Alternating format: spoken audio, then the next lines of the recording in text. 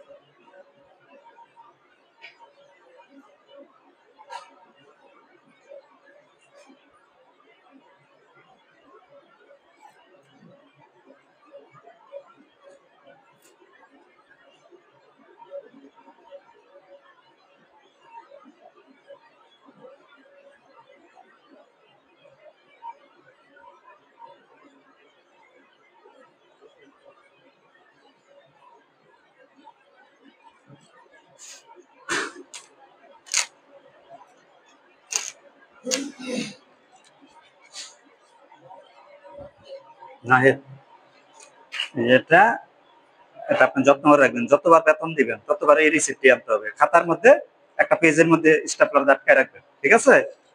এখন আপনার সম্ভব হলে এটা ড্রয়িং করেন, সম্ভব হইলে ড্রয়িং করেন।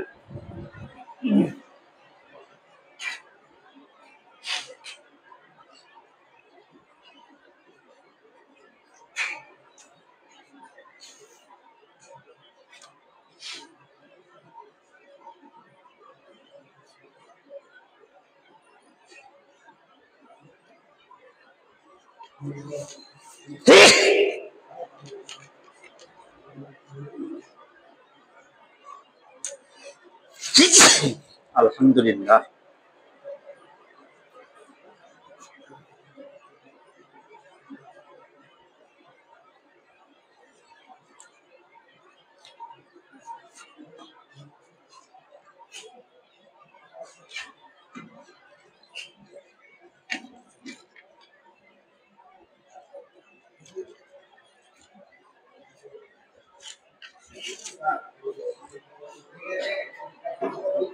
হ্যাঁ,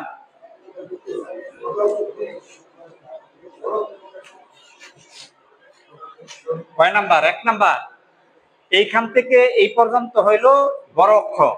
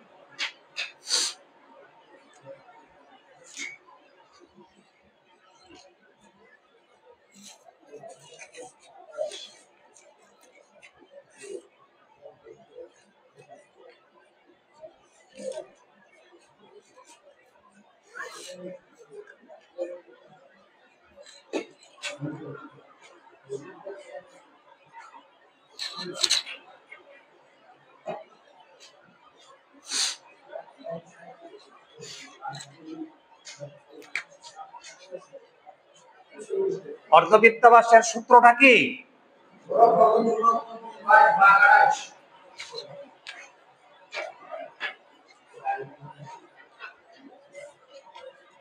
এটার সূত্র হচ্ছে বড় অক্ষর গুণ ছোট অক্ষর গুণ 22 ভাগ 28 সমান বর্গ একক। হ্যাঁ, এটা হলো আমাদের সূত্র। তাহলে 1 নাম্বারটার ক্ষেত্রফল কত?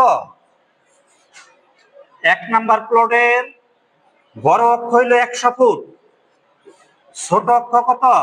30 ফুট, গুণ সূত্রের 22 ভাগ 28। তাহলে উপরের তিনটা সংখ্যা গুণ করে 28 দিয়ে ভাগ দিলে কত হয়? কত বর্গ ফুট হয়? হ্যাঁ হ্যাঁ, 1 নাম্বার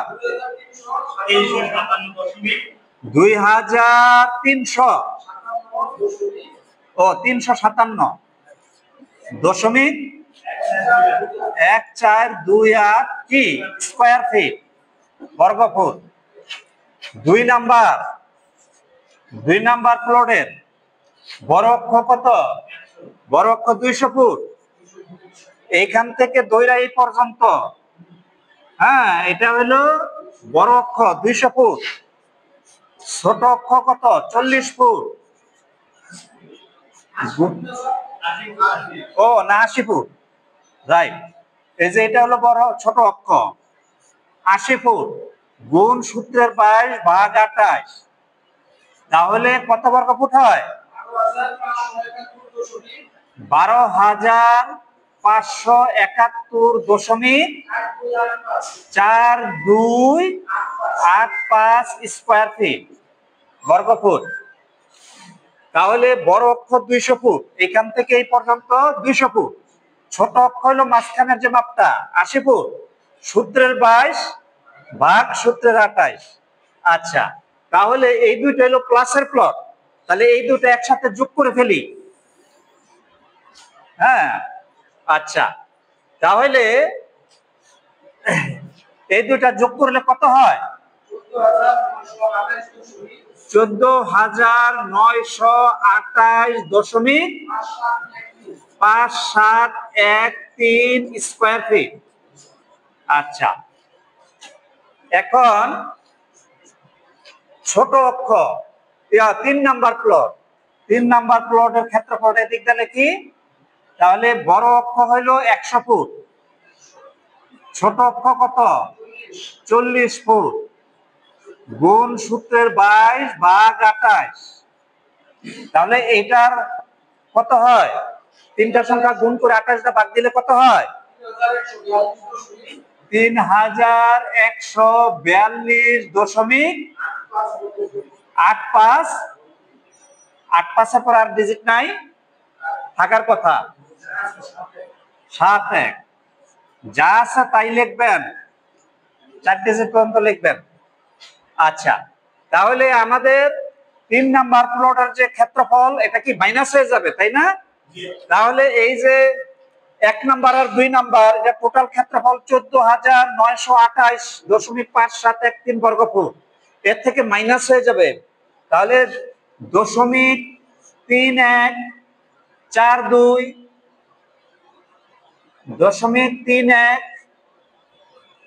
0.42.8571 এই দুইটা ই করলে কত বর্গ ফুট থাকে? বিয়োগ করলে 11,785.7142 বর্গ ফুট। তাহলে 11,785.7142 বর্গ ফুট। আপনারা ক্যালকুলেটর চেপে তারপরে লিখবেন, আরেকজনটা ভুল হইতে পারে কিন্তু, মানে আরেকজনের পড়াটা ভুল হতে পারে, প্রত্যেকে ক্যালকুলেটর চেপে চেপে তারপরে লিখবেন। তাহলে আমাদের টোটাল যে ক্ষেত্রফল, এই প্লটটার যে টোটাল ক্ষেত্রফল, এখন কি এটা আউট হয়ে যাবে, তাই না? এটা আউট হয়ে গেল, এই যে নিজস্ব প্লট। তাহলে এই প্লটটার ক্ষেত্রফল বের হয়ে গেল 11,785.7142 বর্গ ফুট। এখন আমরা এটা শতাংশে পরিণত করি, কত দিয়ে ভাগ দিব? 435.6 দিয়ে ভাগ দিব। কেন ভাগ দিব? আমরা যেহেতু বর্গ ফুটে ক্ষেত্রফল করছি, আর আমরা জানি যে 435.6 বর্গ ফুটে 1%। 435.6 বর্গ ফুটে 1%। এই জন্য আমরা কি 435.6 দিয়ে ভাগ দিলে হয়ে যাবে শতাংশ। এইবার শতাংশ যখন হবে তখন আমরা কাঠায় যেতে পারবো, বিঘায় যেতে পারবো, একর, শতাংশ, মানে আপনার এর, হেক্টর সবগুলি পরিণত করতে পারবো। আমাদের দেশে অযুতাংশের মাপও আছে, সহস্রাংশের মাপও আছে, কাঠার মাপ আছে, অর্থাৎ দেশি বিদেশি ব্রিটিশ মাপ সবই আছে। আমাদের দেশে কি আন্তর্জাতিক মাপও আছে, তারপর ব্রিটিশ মাপও চালু আছে, আবার আমাদের দেশীয় মাপও চালু আছে। আমাদের এই যে শতাংশ করব, এটা কি ব্রিটিশ মাপ? শতাংশের মাপ কি ব্রিটিশ? শতাংশ আর একক। ব্রিটিশরা যখন 1757 সনে এই দেশে আসলো, তারপরে আইসা তারা কি আস্তে আস্তে আস্তে আস্তে তাদের দেশের মাপ চালু শুরু করে দিল। সেই থেকে আমাদের দেশে ব্রিটিশ মাপ শতাংশ আর একর আইসা বললো। এর আগে এই ভারত উপমহাদেশ কেন কেউই জানতো না যে শতাংশ আর একর কি। তার আগে কি কিসে মাপ হইতো? মানে কাঠা, গন্ডা, বিঘা, কানি, পাখি, এগুলোতে আমাদের দেশের মাপ হইতো। হ্যাঁ, তারপরে এমনকি কাক, দুল পর্যন্ত মাপ ছিল। হ্যাঁ, আপনার আমাদের দেশের যে জমির মাপগুলো এখন শুধু ওই যে বিঘা, কাঠা আর কানি, পাখি, গন্ডা, এটা হলো দেশিটা চালু আছে। কিছু কিছু জায়গা অবশ্য করার মাপ আছে। আমরা জানি কি 4 করা 1 গন্ডা, আর 20 গন্ডায় 1 পাখি বা 1 কানি বা 1 বিঘা। বুঝতে পারছেন? তাহলে আমাদের দেশের দক্ষিণবঙ্গ যে এলাকা আছে, বিশেষ করে পটুয়াখালী, বরিশাল, বৃহত্তর বরিশাল এলাকা, হ্যাঁ, পটুয়াখালী, বরগুনা, ওই সকল এলাকা দিয়ে এখনো করার মাপটা চালু আছে। করার মাপটা চালু আছে। আর করার মাপ কিছু আছে হইলো আপনার চট্টগ্রাম বিভাগের কিছু কিছু জায়গায় গন্ডা এবং করা কিছুটা জায়গায় চালু আছে। কানি, পাখি, গন্ডা, করা চালু আছে। তো কানি, পাখি, গন্ডার যে এটা আমাদের দেশে, ওটা মনে রাখলে হলো যে 4 করায় 1 গন্ডা, যেহেতু মানে করা গন্ডার প্রচলন আছে, 4 করায় 1 গন্ডা, আর 20 গন্ডায় কি 1 কানি বা 1 পাখি। তো ওই বিশেষ করে মানে ওই এলাকার মানুষ বেশিরভাগই কানি বলে। আবার আমাদের অনেক ডিস্ট্রিক্টে বলে পাখি, মানে আমাদের এই ঢাকা, বৃহত্তর ঢাকার অঞ্চলে বলে পাখি। কানি, পাখি মূলত একই জিনিস। হ্যাঁ, আর মানে বিঘা, কাঠা, হ্যাঁ, সবার আগে আমাদের দেশে বাদশাহী আমলে, বাদশাহ সেকান্দর শাহর আমলেই জরিপটা প্রথম হয়েছে, এবং রেকর্ড প্রস্তুত হয়েছে বাদশাহ সেকান্দর শাহর আমলে। ইংরেজি 1357 সন থেকে আমাদের দেশে রেকর্ড প্রস্তুত হয়েছে। ইংরেজি কি 1357 সন, তাহলে এখন কত সন? হ্যাঁ, 2025। তাহলে আপনার দেখেন মানে প্রায় কি 750 বছরের মতো আগে। হ্যাঁ, তাহলে এই আমাদের তখন কি শতাংশ, একর এগুলোর মাপ প্রচলন ছিল না।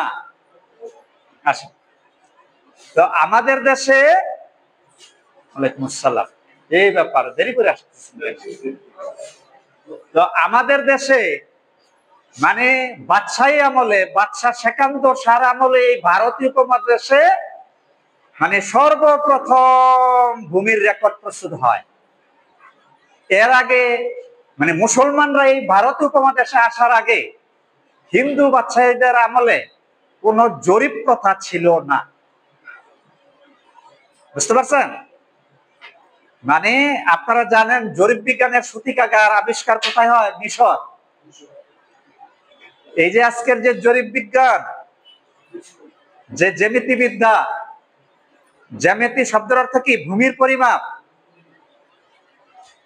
তাহলে এই ভূমির পরিমাপ করতে হলে জ্যামিতি বিদ্যা লাগবে, জ্যামিতি বিদ্যার সূত্র লাগবে। তাহলে এই যে জরিপ, আপনি ভূমি জরিপ করে জমি মাপবেন, নকশা করবেন, ই করবেন, যাই করেন, আর জমির আকৃতি অনুযায়ী এটা জ্যামিতিক ফর্মুলা অনুযায়ী হবে। তাহলে সেটা আবিষ্কৃত হয়েছিল মিশরে। তাহলে জ্ঞান বিজ্ঞানে কত উন্নত ছিল তারা। এখনো তো চিন্তা করলে বোঝা যায় যে এই যে পিরামিড গুলি তৈরি হয়েছে মিশরে, এটা জ্যামিতিক ফর্মুলার উপর ভিত্তি করে তৈরি হয়েছে। বুঝতে পারছেন? এত বিশাল বড় বড় পাথর, মানে এক একটা মানে যে খন্ড, টনের টন, তাহলে কিভাবে এগুলা নিয়ে এত উঁচু করে পিরামিড বানানো সম্ভব হয়েছে? তাহলে তারা জ্ঞান বিজ্ঞানে কত উন্নত ছিল, এখনকার মতো তো কেরান ছিল না। আর কত নিখুঁত ভাবে জ্যামিতিক ফর্মুলা অনুযায়ী তারা এগুলি তৈরি করছে। হ্যাঁ, পিরামিডের যে আকৃতিগুলি, এটার যে মানে বাহিরের পার্শ্বস্থল, ভিতরের পার্শ্বস্থল, এটার যে টোটাল গ্রাউন্ডের যে ক্ষেত্রফল, হ্যাঁ, টোটাল ম্যাটেরিয়ালস এর যে মানে ভলিউম, মানে আয়তন, এগুলোর মনে করেন হিসাব তাদের নখদর্পণে ছিল। যার কারণে হাজার হাজার পিরামিড তারা তৈরি করছে। আগে শুধু তারা পিরামিডই নয়, তারা স্থাপত্য শিল্প মানে খুব উন্নত ছিল। তো যাই হোক, তো মিশর থেকে এই বিজ্ঞানটা গিয়ে গ্রিসে গিয়ে এস্টাবলিশড হয়। গ্রিসে এস্টাবলিশড হয়, পাশাপাশি মানে জ্যামিতিবিদ্যার যে মানে জনক পিথাগোরাস, উনি কি ওই মিশরে উনি গ্রিসের অধিবাসী ছিলেন। মানে পিথাগোরাস সাহেব কি গ্রিসের অধিবাসী ছিলেন, গ্রিস। তো আগে মানে পৃথিবীর মধ্যে দুইটা পরাশক্তি ছিল, পারস্য সাম্রাজ্য যেটা আজকের ইরান, পারস্য সাম্রাজ্য, আর ওই যে আপনার রোমান সাম্রাজ্য যেটা গ্রিসীয় সভ্যতা। তো ওই দুইটা শক্তির মধ্যে কিন্তু যুদ্ধ হইতো, দুইটা শক্তির মধ্যে যুদ্ধ হইতো, দুইটা পরাশক্তি। আগে তো যার যত বেশি মানে দেশ দখল হইতো সে তত পরাশক্তির তত মানে ধনী, মানে যার যত ভূমি আছে, যার যত ভূমি বা জমি আছে সে তত ধনী, সে তত পরাক্রমশালী। আর আজকে কি যার যত ডলার আছে, হ্যাঁ, মানে চেঞ্জ হয়ে গেছে। আজকে যার যত ডলার আছে, কিন্তু তারপরেও দেখেন দেশ দখলের কি কিন্তু ঠিকই রয়েছে। ইউরোপিয়ানরা আফ্রিকা মহাদেশে তারা দেশ দখল করে কলোনি বানায় বানায় শাসন করছে। ব্রিটিশরা সারা পৃথিবীতে তারা দেশ দখল করে সম্পদ লুট করছে, সম্পদ লুট করছে, কৃষকের সম্পদ বলেন, সব ধরনের সম্পদ লুণ্ঠন করছে। তাহলে ভূমি দখল, পৃথিবীর মূল সম্পদ হলো ভূমি। পৃথিবীর মূল সম্পদ কি? ভূমি। এই যে জমি, এই জমির মধ্যে থেকে আপনি খাদ্য উৎপাদন করেন, আপনি খনিজ দ্রব্যাদি উৎপাদন করেন, যা কিছু এই ভূমির মধ্যে। ভূমি না থাকলে পৃথিবীর অস্তিত্ব নাই, তাই নয় কি? তাহলে এই ভূমি নিয়েই যত সব টানাটানি, আজকে যত মামলা মোকদ্দমা কি নিয়ে? ভূমি। কত খুন খারাপ হয়ে যাচ্ছে। আমি গতকালকে ইউটিউবে দেখলাম, মানে কুড়িগ্রামে ওই জমির আইন একটি দেখুন, কোদাল দিয়ে বাড়ি দেয় আর কৃষকে মেরে ফেললো ছেলের সামনে, এরপরে খুনাখুনি শুরু হয়ে গেল, 3টা খুন হয়ে গেল। একটা আইন লইয়া, একটা আইন। আপনাদেরকে কিন্তু এই ধরনের কাজেই তো নিবে। সীমানা আমার ঠিক করে দেন, তাহলে সীমানাটা কি? দুই পক্ষের সীমানাটা কি? আয়, জমির আয়, জ্যামিতিক পর্বের যে বাহু, জমির যে স্ট্রাকচারের বাহু, এটাই হলো আয়, এটাই হলো আয়, জমির আয় সরজমিনে। আর নকশা হইলে এটা কি, মানে জ্যামিতিক স্ট্রাকচারের বাহু, ঠিক আছে, জমির বাহু। আচ্ছা, তো আপনার এই হলো অবস্থা। এটা পূর্ব থেকে জমির প্রতি মানুষের, ভূমির প্রতি টান ছিল, হ্যাঁ, এখনো আছে, ভবিষ্যতে আরো কঠিন অবস্থা হবে।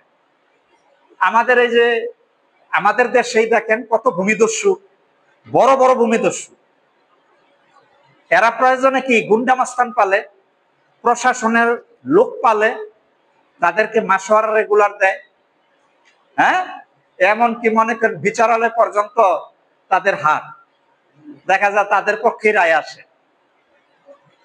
তাহলে এই যে জমি সংক্রান্ত যে বিষয় আমাদের দেশে, এটা একটা নাজুক ইস্যু।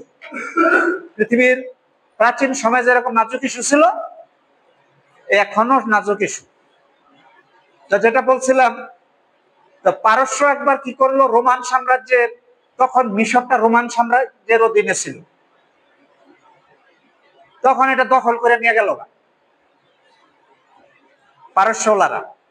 তখন আগের দিনে তো যে যাদেরকে যুদ্ধবন্দী তাদেরকে দাস হিসাবেই করতো। এখন ওই মিশরের আলেকজান্দ্রিয়া আসছিলেন গ্রিস থেকে পিথাগোরাস জ্যামিতিবিদ্যা শিখার জন্য।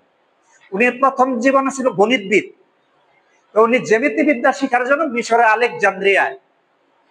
আলেকজান্দ্রিয়ায় এখনো বিখ্যাত নগরী।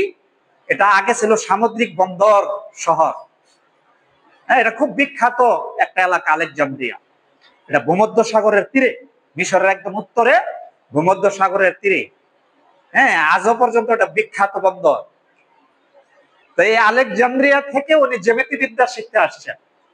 ওনার যখন শিখা হয়েছে, শিখা শেষ করবে, মানে পারস্য ওনারা দখল করে ওনাকে বন্দি করে নিয়ে গেল পারস্যে।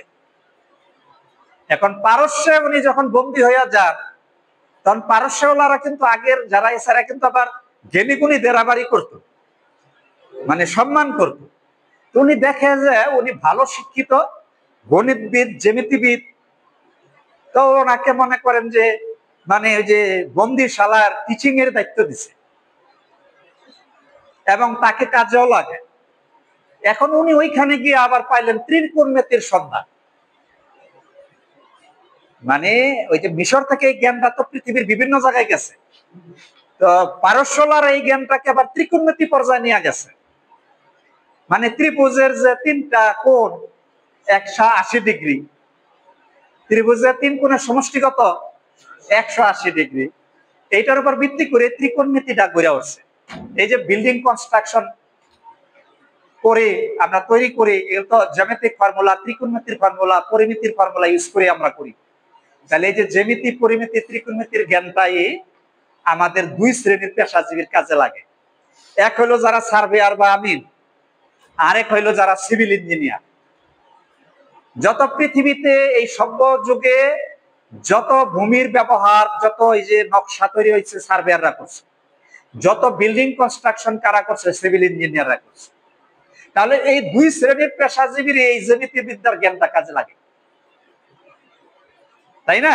আমরা আগে স্কুল কলেজে পড়তাম খালি জ্যামিতি শব্দের অর্থ হলো ভূমির পরিমাপ, কিন্তু এটা কাদের কাজে লাগবে এটা আমরা জানতাম না। স্কুলে জ্যামিতিবিদ্যাকে অনেকে খুব ভয় পাইতাম, জ্যামিতি, পরিমিতি, ত্রিকোণমিতি, হ্যাঁ, খুব ভয় পাইতাম। অনেক টিচার ছিল যে জ্যামিতি অঙ্কের ক্ষেত্রে খুব পড়া ছিল, তারা কিন্তু প্রয়োজনে বাত্রাঘাত করতো। এখন হয়তো করে না বর্তমান যুগে, আগের যুগের টিচাররা কিন্তু খুব কঠিন ছিল। দাঁড়ায় বলতো এই অমুকের অমুক স্ট্রাকচারের সম্পাদ্য বলো, উপপাদ্য বলো, ডাইরেক্ট বড় করে মুখস্থ করে বলতোই। মুখস্থ বলতে হইতো না? তাহলে আমরা তখন জানতাম না এটা কি কাজে লাগে। এই যে একটা ক্ষেত্রফল করলেন, যে এই জমিটার সঠিক ক্ষেত্রফল কত হইল, এত স্কোয়ার ফিট। এর মানে কত শতাংশ আপনারা করছেন এটা? 27 যে এখানে ক্ষেত্রফল, তাই না? তাহলে 27.0562 যদি আপনি জ্যামিতিবিদ্যা এটা না জানেন, তাহলে এই জমিটার ক্ষেত্রফল করা মোটেই সম্ভব হবে না। আপনার সাধারণ আমিনদেরকে যদি দেন, তাহলে কিন্তু সম্ভব হবে না এটার ক্ষেত্রফল করা। যারা বিশেষ করে আমাদের সমাজের মধ্যে গড় দিয়া জমি মাপে, তাদের মাপ সঠিক নয়। কারণ গড় দিয়া মাপলে এক এক আমিনে মাপলে এক এক রকম হবে। এখন এই ধরনের আকৃতি যদি তারা দেন, যে বলেন এখন এটা গড় দিয়ে এটা মাপেন তো দেখি, তখন কিন্তু তার দাঁত ভেঙে যাওয়ার অবস্থা হবে। কারণ কোথায় দৈর্ঘ্য ধরবে, কোনটারে প্রস্থ ধরবে, তখন কি সমস্যায় পড়ে যাবে। কারণ বাহুগুলোতে বক্ররেখা, তো বক্ররেখার মান হলো 0, বক্ররেখার মান 0, ত্রিভুজের কোণার মান 0। তো আজে কাজে এটা তো মাপাই সম্ভব হবে না তার দ্বারা। এই জন্য জ্যামিতিক ফর্মুলা জমি মাপতে হবে। তাহলে এই যে জ্যামিতিক ফর্মুলা আমাদের এগুলো আমরা আয়ত্ত করব, তাহলে আমরা কি জমির সঠিক ক্ষেত্রফল করতে পারবো, জমির সঠিক মাপ মাপতে পারবো। তো আমাদের দেশে এই যে মিশর থেকে জ্ঞানটা পৃথিবীর বিভিন্ন সভ্য সমাজে গিয়ে উঠলো, পৃথিবীর যে সভ্য সমাজে গেছে সেখানে জরিপ শুরু হয়ে গেল, এবং জমির যে আকৃতি অনুযায়ী নকশা তৈরি হয়েছে, এবং ওই নকশা অনুযায়ী জমির মাপ আমিন সাহেবরা বা সার্ভেয়াররা মাপেন। তাহলে আমাদের এই ভারত উপমহাদেশে জরিপটা কখন আসলো, এই বিদ্যাটা মুসলমানরা যখন এই দেশে আসছে। আপনারা জানেন যে আমাদের নবী করিম সাল্লাল্লাহু আলাইহি ওয়াসাল্লাম আসার পরে মানে সাহাবাদের মধ্যে, ওনাদের আরবীয়ের মধ্যে শিক্ষা দীক্ষা অনেক ছিল। তো আপনার মানে মুসলিমরা জ্ঞান বিজ্ঞানে খুব উৎসাহ দিতেন। আজকের যে সভ্য সমাজ, এইখানে মুসলমানদের অনেক অবদান। আপনি দেখবেন বড় বড় যত বিজ্ঞানী, সেটা চিকিৎসা বিজ্ঞানী হোক, গণিতবিদ হোক, আপনার জ্যামিতিকবিদ হোক, দেখবেন খালি মুসলিম, খালি মুসলিম। এর কারণ কি? মুসলমানরা জ্ঞান অর্জনকে প্রাধান্য দিছে, যে উপকারী ইলম, এটা উপকারী ইলম শিক্ষা করা কি ফরজ? তো আপনার এটা একটা উপকারী জ্ঞান। এই যে আপনি এই বিদ্যাটা শিখতে আসছেন কেন? নিজের সমস্যার সমাধান করবেন এবং অন্যের সমস্যারও সমাধান করবেন। এর সাথে রিলেটেড অনেকগুলি বিষয়, এই জমির সাথে রিলেটেড কি অনেক বিষয়। তাহলে দেখেন, বাদশাহ সেকান্দর সার আমলে ইংরেজি 1357 সনে আমাদের এই ভারত উপমহাদেশে সর্বপ্রথম জরিপ হয়েছে। তাহলে তার আমলে তো আপনার যে এখন ইংরেজদের আমলের যে ফিটের মাপ চালু, বা চেনের মাপ, লিঙ্কের মাপ, আর এখন বর্তমানে মিটারের মাপ আছে, সিস্টেম ইন্টারন্যাশনাল, যেটা মেট্রিক পদ্ধতি, হ্যাঁ মিটার পদ্ধতির মাপ। তো মিটারের ফিতাও ছিল না, ফিটের ফিতাও ছিল না, চেইনও ছিল না, তাহলে মাপতেন কি দিয়া? প্রশ্ন উঠতে পারে না? তাহলে যে মাপতেন কি দিয়া? তাহলে তারা যে মিশরীয়রা বা সারা পৃথিবীতে সভ্য সমাজ, তখন নলের প্রচলন ছিল। তখন কি নলের মাপের প্রচলন ছিল।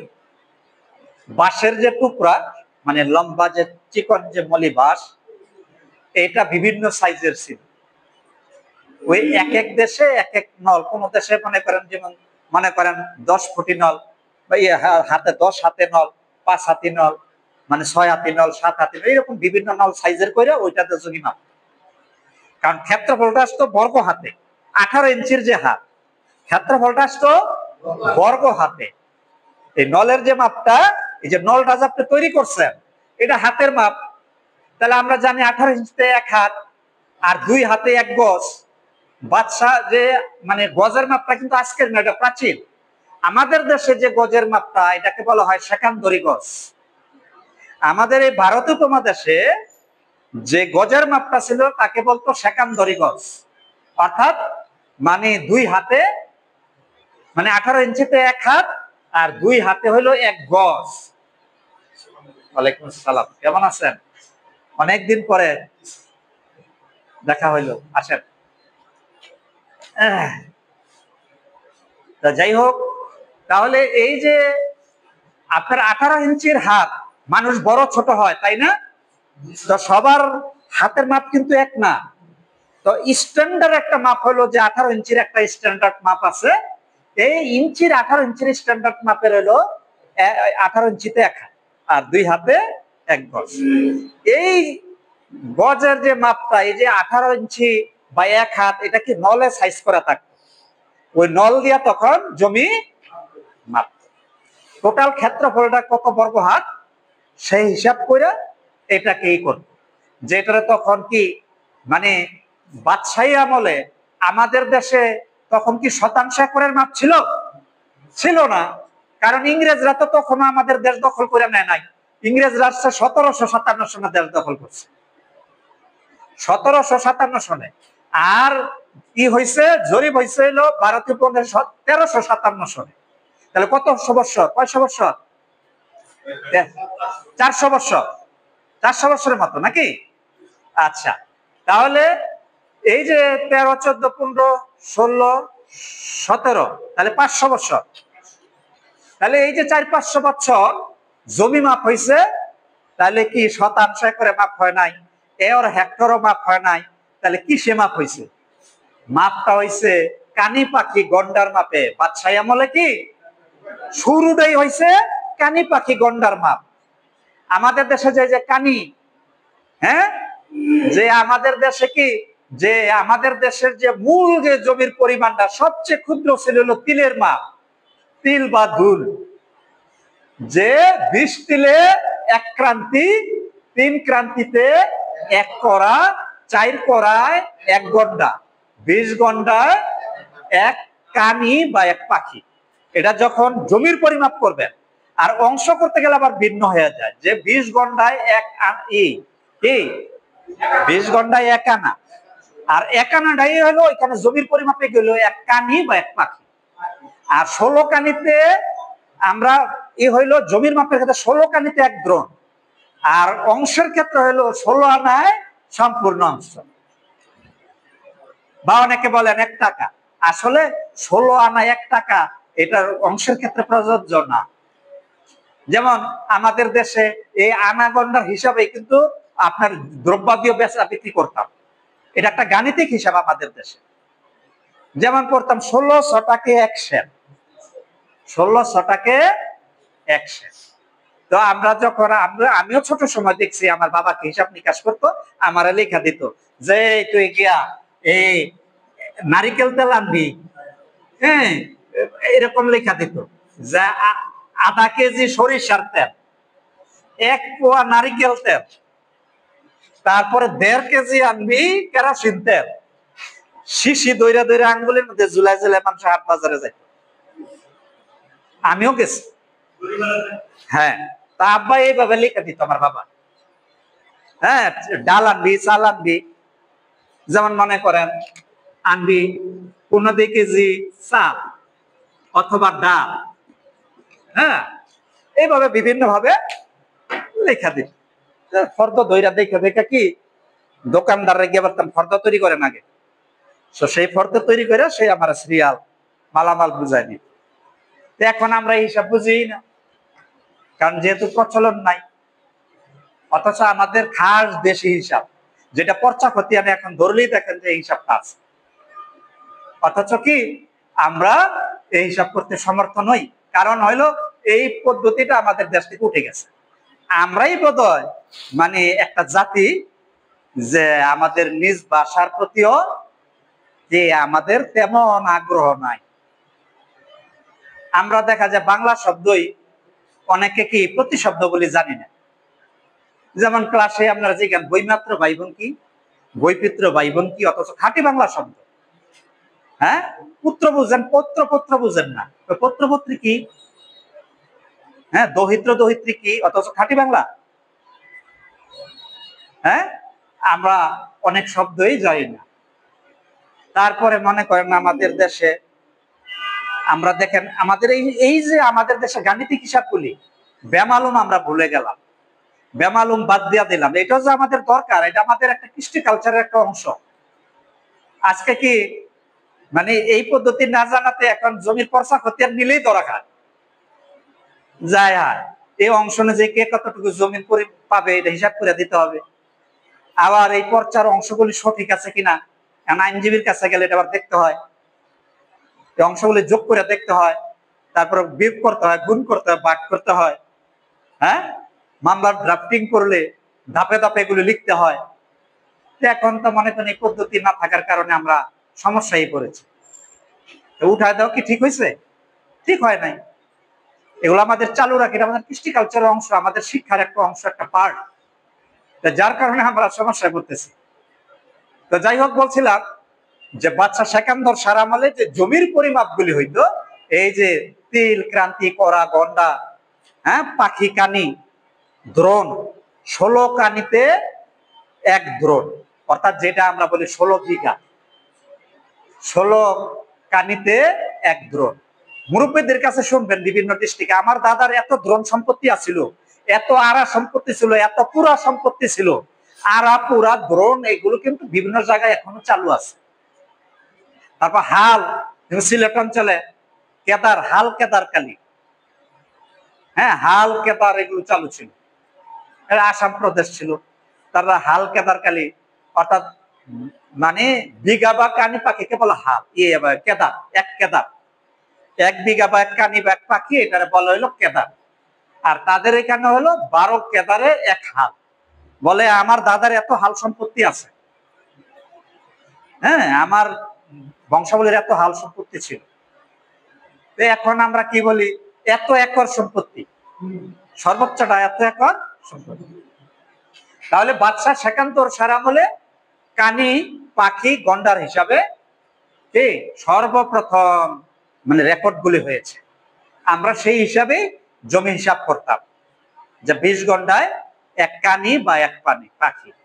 এখনো দক্ষিণবঙ্গের কিছু কিছু এলাকায় 4 কড়ায় 1 গন্ডা আর 20 গন্ডায় 1 কানি বা 1 পাখির প্রচলন আছে। এখনো দক্ষিণবঙ্গের এলাকায় অনেক জায়গায় এটা প্রচলন আছে। তারপরে শ্রী বিগুরাম দাস আমাদের এই যে কানি, পাখি, গন্ডার পরপরই আমাদের দেশে চালু হয়ে গেল বিঘা কাঠার মাপ। আমাদের একজন বাঙালি পণ্ডিত ছিলেন শ্রী বিগুরাম দাস, উনি আবার বিঘা কাঠা আবার চালু করেন। মানে এই হিসাব পদ্ধতিটা মানে আমাদের দেশে মানে বাদশাহী ফরমানে আবার এটা চালু হয়ে গেল, বিঘা কাঠা। এটা মানে এর সাথে মিল আছে, মানে ওই যে কানি পাখির সাথে মিল আছে। যেমন 20 গন্ডা 1 কানি বা পাখি, আর এখানে হলো 20 কাঠায় 1 বিঘা, 20 কাঠায় 1 বিঘা। তো আমাদের দেশে পরের মাপগুলি আর চালু নাই, শুধু কাঠার মাপটা চালু আছে যে 20 কাঠায় 1 বিঘা। আর যে এলাকায় গন্ডার মাপ চালু আছে 20 গন্ডায় 1 কানি বা 1 পাখি। মূলত কানি, পাখি আর বিঘা একই পর্যায়ের মাপ, আর কাঠা আর গন্ডার মাপ একই পর্যায়ের মাপ। যেমন আমাদের বৃহত্তর ঢাকার মধ্যে গাজীপুরের অঞ্চলে আপনার কি গন্ডার মাপটা কিন্তু কিছুদিন আগে প্রচলন ছিল। এই আপনার শ্রীপুর, কাপাসিয়া সকল অঞ্চল গন্ডার মাপ, আমি নিজে অনেক মাপছি গন্ডার মাপ, মানে যেটা এখন কাঠা হয়ে গেছে। 20 গন্ডায় 1 কানি বা 1 পাখি। গাজীপুরে 35% ছিল 1 পাখি বা 1 কানি, 35% ছিল। হ্যাঁ, আমাদের ঢাকার এই অঞ্চলটা ছিল 30% 1 কানি বা 1 পাখি। এই আপনার মনে করেন যে দক্ষিণ কেরানীগঞ্জ এই সকল এলাকা দেয়া কোথাও 26%, 27% 1 কানি বা 1 পাখি। এটা কারণ কি, ওই যে নল দিয়া জমি মাপতো, যে এলাকার নল যত বড় সে এলাকার কানি, পাখি বিঘা তত বড়, আর যে অঞ্চলের নল যত ছোট সে অঞ্চলের কানি, পাখি বিঘা তত ছোট। এটা আপনারা ক্লাস পাইবেন, ক্লাসে শিখবেন।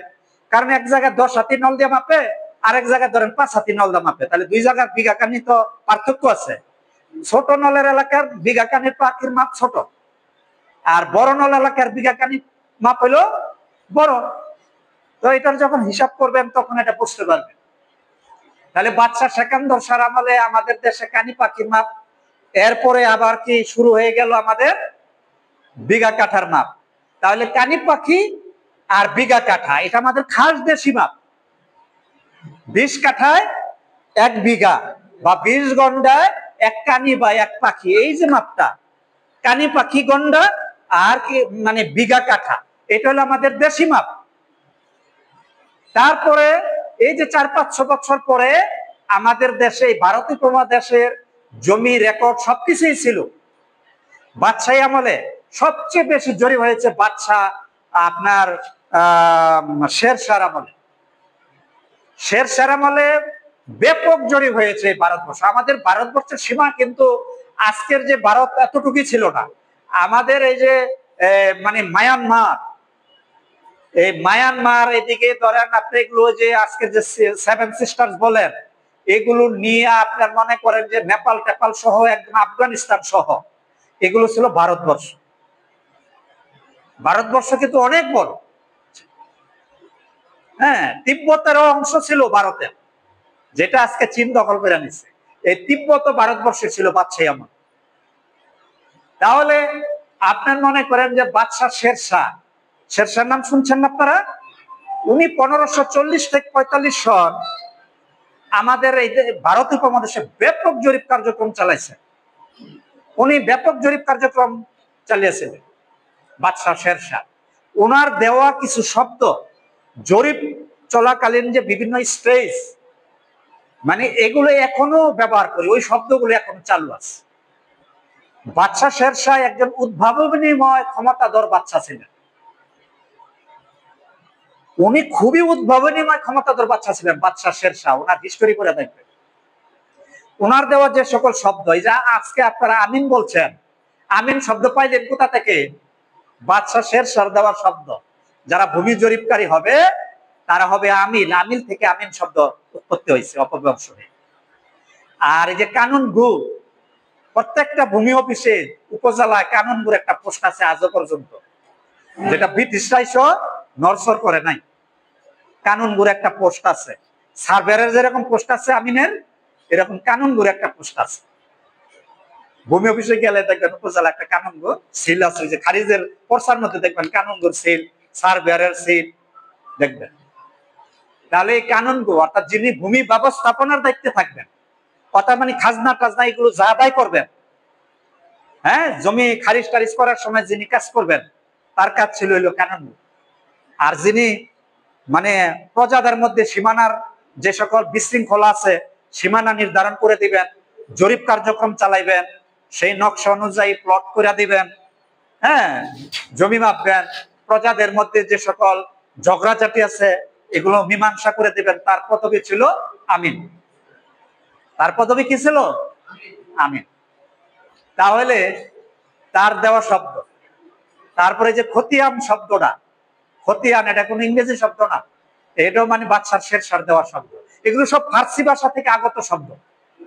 আপনারা জানেন যে বাদশাহী আমলে ভারতবর্ষের রাষ্ট্রীয় ভাষা ছিল ফার্সি। ভারতবর্ষের বাদশাহী আমলে মুসলিমরা এদের যখন আসে, ভারতবর্ষের শাসক তারা কোথা থেকে আসছে? ইরান থেকেই বেশি আগত। এরা মধ্যে ইরান থেকে, পারস্য সাম্রাজ্য থেকে আগত। হ্যাঁ, এই যে পারস্য সাম্রাজ্যের ভাষা কি ফার্সি। তো পারস্য সাম্রাজ্য তো অনেক বড় ছিল, একের মধ্য আফগান ইয়ে সহ, ওই যে আপনার এশিয়া সহ। আর পারস্য তো যে মাঝে মধ্যে তো ওই যে বললাম যে মিশর টিশর সহকারী দখল করে ফেলবে, তাই এত প্রভাবশালী ছিল। ফার্সির প্রভাব, ফার্সির শব্দগুলো দেখেন অ্যারাবিক, উর্দুর শব্দ অ্যারাবিক, অ্যারাবিকের সাথে সামঞ্জস্য আছে, তবে আদি ভাষা কিন্তু অ্যারাবিক। ফার্সি কিন্তু আবার অ্যারাবি থেকে আগত। ফার্সি কি আরবি থেকে আগত, মানে প্রাচীন ভাষা কিন্তু আরবি, এটা থেকে আগত ফার্সির যে আরবিক, যে ওদের যে ফার্সি ল্যাঙ্গুয়েজ ঠিক আছে, কিন্তু যে রাইটিং যে ইগুলো আছে, যে অ্যালফাবেট গুলি, অক্ষরগুলি ফার্সির দেখবেন যে এগুলো অ্যারাবিক। তারপর উর্দুর যে ইগুলি এগুলো কি অ্যারাবিক। তো আপনার আমাদের দেশে যেটা আমি বলতে চাচ্ছিলাম যে বাদশাহী আমলের যে শব্দগুলি ফার্সি শব্দ থেকে আগত, এই যে আমিন, কানুন গো, পরসা, খতিয়ান আমরা বলি না, পরসা খতিয়ান এগুলো কি, তারপর দাগ, তারপর তৌজি, হ্যাঁ মৌজা, এগুলো ফার্সি শব্দ থেকে আগত। মৌজা শব্দের বাংলা অর্থ হলো গ্রাম, ভিলেজ, আর মৌজা এটা ফার্সি শব্দ থেকে আগত। খতিয়ান, খতিয়ান ফার্সি শব্দ থেকে আগত। এর বাংলা কি? জমা জমির হিসাব নাম, জমা জমির হিসাব নাম। অর্থাৎ এইখানে সকল হিসাব আছে, একজন প্রজার সার্বিক তথ্য বিবরণ আছে। যে সার্বিক তথ্য বিবরণীটা, এটাই হলো খতিয়ান। পর্চা, পর্চাটা কি? খতিয়ানের হুবহু যে নকল কপি অর্থাৎ ডুপ্লিকেট কপি, এটাই হলো পর্চা। মূল যে ভলিউম খতিয়ানের, আপনার যে মূল খতিয়ানের যে একটা নকল কপি দিবে, এই নকল কপিটার নামই হলো পর্চা। মাঠ জরিপের সময় যদি দিয়া থাকে, এটার নাম মাঠ পর্চা। ভূমি অফিস থেকে ইউনিয়ন অফিস দিলে খসড়া পর্চা। আপনার যদি আপনার ইয়ে থেকে নেন, মানে রেকর্ড রুম থেকে উঠান, তাহলে সার্টিফাইড পর্চা। বুঝতে পারছেন? তাহলে পর্চারও বিভিন্ন নাম আছে। জরিপের সময়, মাঠের সময় আপনার সার্ভেরা জরিপ করতেছে, আপনার একটা কপি দিবে, এটার নাম হলো মাঠ পর্চা। হ্যাঁ, তো যাই হোক, এগুলো ফার্সি শব্দ থেকে আগে। তা আমাদের দেশে যে কানি, পাখি, গন্ডা, এগুলো কিন্তু ওই ফার্সি থেকে আগত হয়েছে। তো যাই হোক, তাহলে আমাদের দেশের দেশি মাপ কোনটা? প্রাচীন মাপ কানি, পাখি, গন্ডা। তারপরে কি? বিঘা, কাঠা। এটা হলো এই দুইটা মাপ আমাদের দেশি। এরপরে ইংরেজরা 1357 সনে আমাদের এই ভারত উপমহাদেশের জরিপের পরে তারা আসছে। আসার পরে আমাদের দেশে ইংরেজরা দখল করে নিয়ে গেল না। নিয়ে আইসা তারা বললো, কি করলো? আইসা প্রথমেই যে দেশ আমরা দখল করেছি, এই দেশ আমাদের, তোমাদের মালিকানা নাই, মালিকানা সিজ করে নিয়ে গেল। তারা সমস্ত রেকর্ড বাজেয়াপ্ত করে দিল। সমস্ত রেকর্ড কি বাজেয়াপ্ত করে ফেলল। তার মধ্যে এই ভারত উপমহাদেশের 1/5 সম্পত্তি ছিল আপনার, মনে করেন, ওয়াকফ করা। মুসলমানরা তো শিক্ষা দীক্ষায় ধনী ছিল, মুসলমানরা যেমন ছিল শিক্ষিত, তেমনি ধনী ছিল বাদশাহী আমলে। হ্যাঁ, তো এখন মনে করেন যে মুসলমানরা জানে যে, মানে ওই যে ওয়াকফ লিল্লাহ, আল্লাহকে সন্তুষ্টি করার জন্য বিভিন্ন দাতব্য প্রতিষ্ঠান, শিক্ষা প্রতিষ্ঠান, মসজিদ, বিভিন্ন মানে এই ধরনের কল্যাণমুখী প্রতিষ্ঠানে কি দান করে গেছে। মানে ঐতিহাসিকরা বলছেন এবং ভারতবর্ষের ইতিহাস বলছে যে ইংরেজরা যখন আসে, তখন 1/5 জমির উপরে ছিল শুধু ওয়াকফ। ইংরেজরা চিন্তা করলো, তাহলে তো 1/5 পরিমাণেরই পাইতাম না, খাজনাই পাইতাম না। লাখেরাজ সম্পত্তি অনেক, যেমন ছিল ওয়াকফ তেমন ছিল লাখেরাজ। লাখেরাজ হলো নিষ্কর, যার কোনো খাজনা নাই। বাদশাহীরা কাউকে খুশি হইয়া বলতো, এই এলাকাটা তোমার, এত বিঘা তোমার দিয়ে দিলাম। কোনো কারণে বাদশা সন্তুষ্ট হয়েছে আপনার কোনো কাজে বা আপনার মানে কোনো অবদান আছে জাতির প্রতি, তখন মানে কি লাখেরাজের সম্পত্তি, লাখেরাজ, যে এই এলাকাটা তোমার, এত বিঘা তোমার, ওই এলাকাটা তোমার, এইভাবে লাখেরাজ দেওয়া হয়। লাখিরাজ মানে, খিরাজ মানে হলো কর, মানে ট্যাক্স। লাখিরাজ মানে খিরাজ নাই, খিরাজ ছাড়া, মানে ট্যাক্স বিহীন। এরকম লাখিরাজ বহু সম্পত্তি ছিল। তো ব্রিটিশরা এসে কি করলো? সব রেকর্ড আমাদের বাজেয়াপ্ত করছে, জমির মালিকানা শেষ করে নিয়ে গেল, সব ইয়ে করে দিল। এত ওয়াকফ টাকফ যা আছে সব শেষ। কেমন ক্ষতিটা করছে ইংরেজরা? তাহলে যে প্রতিষ্ঠানগুলি চলতো ওয়াকফের সম্পত্তির উপরে নির্ভর করে, কারণ আগের আমাদের যে সভ্য সমাজগুলি তো কৃষিভিত্তিক সভ্য সমাজ ছিল, জমির ফসল দিয়ে, উৎপন্ন ফসল দিয়ে তো এই বিশ্বের মানে কার্যক্রমগুলো, অর্থনৈতিক চাকা করতো। এখন ওই কৃষির জমি নিচে গা, জমিগুলোই নিচে গা। এখন আপনার ওই তাহলে এত মাদ্রাসাগুলি দৈন্য দশায় পড়ে গেল। আর এটার ভিতরে একটা খুব চালু ছিল যে মুসলমানরা যাতে শিক্ষা দীক্ষা, যাতে এরা যাতে শেষ হয়ে যায়, অর্থনৈতিক ভাবে যাতে পঙ্গু হয়ে যায়, শিক্ষা দীক্ষা যাতে একবারে দেউলিয়া হয়ে যায়, পঙ্গু হয়ে যায়। তাদের মানে এইরকম একটাই ছিল, তাদের তো ডিভাইডেড রুলস, এর উপর বিশ্বাস ছিল যে ডিভাইডেড রুলস মানে যে এদের মানে লাগাই রাখো, খালি ভাগ করে ফেলো, পরস্পরের মধ্যে কি ডিভাইড করে দাও। পরস্পরের মধ্যে কি লাগাই দিত ইংরেজরা। যেমন ইংরেজরা চালু করলো এই দেশে এই এক শ্রেণীর টাইটেল দিল, এরা হলো ওহাবি, এরা হইলো ওহাবি। এটা ইংরেজরা কিন্তু শয়তানি করছে। এটা কিন্তু পরবর্তী জামানায় এক শ্রেণীর পীর আলেমরাও কিন্তু ইংরেজদের চামচাগিরি করছে। ইতিহাস দেখবে, পীরেরা এই দেশের যত পীরা ছিল সব ইংরেজ কাছে গোলামি করছে, চামচামি করছে। বেশিরভাগ ইতিহাস দেখবেন, যখন এই দেশ দখল করে নেয় হিস্টোরি দেখবেন অনেক পীরেরা গিয়ে চামচামি করছে। মির্জাফর কি ই ছিল, ইংরেজ ছিল নাকি কোন বিন্দেশি ছিল?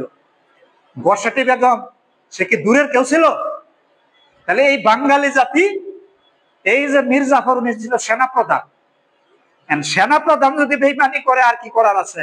সব যুদ্ধের সময় সোলজার সব যুদ্ধ না করে দাঁড়ায় রয়েছে, তামসা দেখছে, হাসছে। তো এই দেশ দখল করে নিয়ে গেল, পরে স্টিম রুলার শুরু হয়ে গেল। তো পরিণতি তো আপনারা জানেন, যার ফলশ্রুতিতে এই দেশের জনগণ 200 বছর তাদেরকে গোলামি করছি, শিক্ষা দীক্ষা থেকে বঞ্চিত হয়ে গেছি, অর্থনৈতিক ভাবে পঙ্গু হয়ে গেছি। যেখানে সারা বিশ্ব থেকে বাণিজ্য করতে আসতো ভারত উপমহাদেশে। মানে ইতিহাস বলে যে ভারতবর্ষের জিডিপি এত উন্নত ছিল যে পৃথিবীর 1/3 জিডিপি ছিল ভারতে। আজকে আমেরিকারে গোনেন না, চায়নারে গোনেন, তখন পৃথিবীর 1/3 জিডিপি ছিল ভারতবর্ষে। আপনার বাদশাহ আলমগীরের আমলে সর্বোচ্চই ছিল, জিডিপি ছিল। উনি তো একজন ভালো শাসক ছিলেন, আপনারা জানেন। ফতোয়া আলমগীরি, যিনি নিজ হাতে কোরআন লিখতেন, টুপি সেলাই করতেন, এত সৎ যোগ্য শাসক ছিলেন। সেই আলমগীর সাহেবের কবর মাজার ভাঙ্গা দেয় হিন্দুরা, এখন ভাঙ্গা দেয়। হ্যাঁ, ভারতবর্ষের যত স্থাপনা, যত রাষ্ট্রীয় সম্পত্তি সব মুসলমানদের। ইংরেজরা ভোগ করছে, এখন ভারতবর্ষের এরা ভোগ করে। এখন তারপরে মুসলমানদের স্টেপ রুলার এদেরকে জোর করে ধর্মান্তরিত করছে, জোর করে তাদের সম্পত্তি দখল করে নিয়ে যাচ্ছে। তাদের ভারতবর্ষে দেখেন মুসলমানরা কত কষ্ট করতেছে। তাহলে এখন দেখেন যে ভারতবর্ষের যে দেশ ভাগ করাটা যৌক্তিক ছিল, তখনকার আমলে মুসলিম যারা কিছু জ্ঞানী ছিল যে না, এই হিন্দুদের কারণে আমরা ঠিক থাকতে পারতাম না, বুঝতে পারছি না হইলে আমাদের বাংলাদেশ আছে কি অবস্থা হইতো। দেখেন ভারতে কি অবস্থা, মুসলমানদেরকে কচু কাটা করে ফেলতেছে। এরা ভারতের বিভিন্ন জায়গায় পালাই বেড়াইতেছে, আবারও ওইখান থেকে ধৈর্য ধরে আবার পুষবেদ করতেছে বিভিন্ন জায়গায়। মসজিদ গুলো ভাইয়া মিসপার করে দিচ্ছে, মসজিদের জায়গায় মন্দির তৈরি করতেছে। তো যাই হোক, সেদিকে যাচ্ছি না। তাহলে ইংরেজরা এসে কি আমাদের দেশের পুরো সমস্ত রেকর্ড বাজেয়াপ্ত করে দিল। তারপরে 100 বছর পরে এই দেশে আন্দোলন হয়েছে 1757 সনের পরে 1875 সনে সিপাহী বিপ্লব, আপনারা সবাই জানেন। এটার নেপথ্যে ছিল এই দেশের কৃষক প্রজা রায়তদের, যাদের জমির মালিকানা সিজ হয়ে গেছে, তাদের স্বতঃস্ফূর্ত অংশগ্রহণ।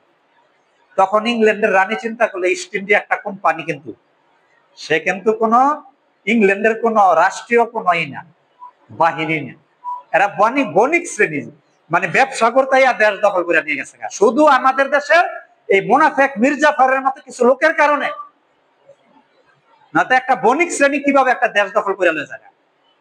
শুধু একটা দেশ আজকে পুরো ভারতবর্ষকে নিয়ে গেছে। আজকে তার ফলশ্রুতি খেসারত দিচ্ছি। আজও পর্যন্ত মনে হইলে তাদের প্রতি অভিশাপ চলে আসে, যাদের কারণে আমরা এই ভারতবর্ষ হারাইছি, যাদের কারণে এখন মুসলমানরা আজকে দুর্বিষহ কষ্টে আছে ভারতবর্ষ। হ্যাঁ, তাদের প্রতি অভিশাপ চলে আসে না? ইংরেজরা তারপরে আসার পরে আপনারা জানেন 1885 সনে যখন এই দেশে সিপাহী বিপ্লব হইলো, ইংল্যান্ডের রানীর সরকার চিন্তা করলেন কারণ কি, তারা তো ধরে রাখতে পারবে না। উনি হস্তক্ষেপ করলেন এবং ইংল্যান্ডের রানী হস্তক্ষেপ করলেন ইস্ট ইন্ডিয়া কোম্পানির উপর, যে আমাদের কাছে দেশ বুঝাইল। তখন ইংল্যান্ডের রানী দেশ বুঝে নেন, ভারতবর্ষে ক্ষমতা বুঝে নেন এই সিপাহী বিপ্লবের পরপরই। তারপরে আপনার এই দেশে মনে করেন যে আপনার ভারতীয় মানে আপনার ইংল্যান্ডের যে সকল সোলজার, হ্যাঁ, তখন এই দেশের নিয়ম অনুযায়ী ব্রিটিশ সোলজার হিসেবে পরিগণিত হইত। এর আগে ইস্ট ইন্ডিয়া কোম্পানির সোলজারই ছিল, এরপরে কি ব্রিটিশ সোলজার, ব্রিটিশ এরপর ব্রিটিশ ভারত নাম দেওয়া হয়েছে, এই দেশটাকে পরে নাম দেওয়া হয়েছে ব্রিটিশ ভারত। এরপরে ইংল্যান্ডের রানী সরকার প্রথমে এসে কি করলেন, রেন্ট অ্যাক্ট নামে একটা আইন জারি করছে 1859। হ্যাঁ, মানে এই দেশে কি করলেন যে আইসা প্রথম একটা মানে রেন্ট অ্যাক্ট নামে একটা আইন জারি করছে। এরপরে কি করছেন, 1875 সনের সার্ভে আইন পাস করছে। এরপরে কি করছেন, 1885 সনের বঙ্গীয় প্রজাস্বত্ব আইন পাস করছে। বঙ্গীয় প্রজাস্বত্ব আইন পাস করার ফলে আমাদের এই বেঙ্গলে বিশেষ করে ইস্ট বেঙ্গল, বেঙ্গল টেনান্সি একটা ইস্ট বেঙ্গল ওয়েস্ট বেঙ্গল এইভাবে ভাগ আমাদের দেশে, এটা আপনারা জানেন। তো ইস্ট বেঙ্গল ওয়েস্ট বেঙ্গলের জন্য এই জরিপ কার্যক্রম শুরু করে দেন। তা সিয়ার জরিপটা আমাদের দেশে 1888 থেকে শুরু হয়ে 1940 পর্যন্ত এই জরিপ চালু ছিল। তাহলে 53 বছর লেগেছিল এই আমাদের বেঙ্গলে জরিপ করতে গিয়ে, ইস্ট বেঙ্গল। তখন তারা পূর্বের যে রেকর্ড গুলো ছিল, আমাদের পূর্বের যে জরিপ যে রেকর্ড, এগুলো তো মুলতবি করে দিয়েছে। তারা নতুন করে তারা নকশা পর্চাপতিয়ান এগুলো তৈরি করছে, রেকর্ড প্রস্তুত করছে। সেই রেকর্ডে তারা নিয়ে আসছেন একর এবং শতাংশ। এই একর শতাংশের সাথে এই রেকর্ডের পর থেকে আমাদের এই বাঙালি এই ভারত উপমহাদেশের পরিচয় হয়। তাহলে ইংরেজরা এই জরিপের মাধ্যমে, সিয়ের জরিপের মাধ্যমে আমাদেরকে উপহার দিয়েছেন শতাংশ এবং একর। তারা পূর্বে যে হিসাব পদ্ধতি, এটা যে মৌখিকভাবে শুধু ছিল, মানে আঞ্চলিকভাবে মৌখিকভাবে শুধু চালু ছিল, কিন্তু রেকর্ড ব্যবস্থাপনা করে নিল তাদের মতো করে শতাংশ এবং একর। আর পূর্বের রেকর্ড গুলো বিঘা কাঠা মানে কানি গন্ডায় ছিল। বাদশাহ আমলের রেকর্ড গুলি ছিল বিঘা কাঠা কানি গন্ডা, আর ইংরেজরা এসে করলো শতাংশ একর। আপনারা যখন পর্চা খাতিয়ান ধরবেন দেখবেন যে একটা শতাংশের কলাম আছে, একটা একরের কলাম আছে, যে শতাংশের কলাম আর একরের কলাম আছে।